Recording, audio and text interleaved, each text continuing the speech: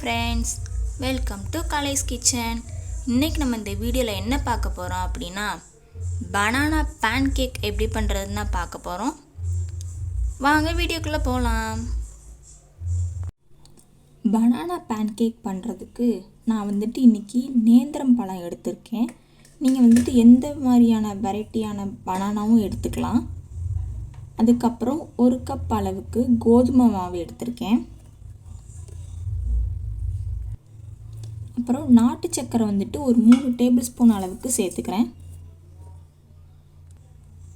1/4 teaspoon அளவுக்கு baking soda, 1 spoon அளவுக்கு தேன் சேர்த்துக்கலாம்.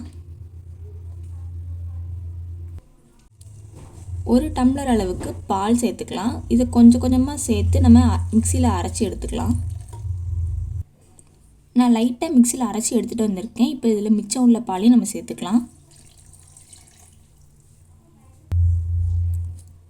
இந்த கன்சிஸ்டன்சி வர அளவுக்கு நம்ம நல்லா அரைச்சி எடுத்துக்கலாம். இப்போ இதை நம்ம அப்படியே இன்னொரு பவுலுக்கு மாற்றிடலாம். இப்போ ஒரு பேனை நம்ம நல்லா ஹீட் பண்ணி எடுத்துக்கலாம். பேன் நல்லா ஹீட் ஆகிடுச்சு. இதில் நம்ம கொஞ்சம் நெய் சேர்த்துக்கலாம்.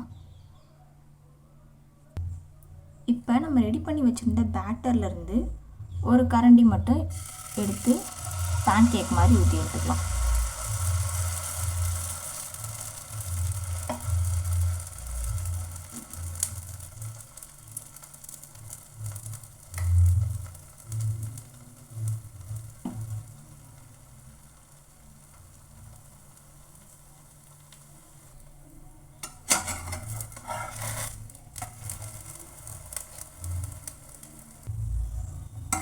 இப்போ 2 பக்கமும் நல்லா வெந்துருச்சு.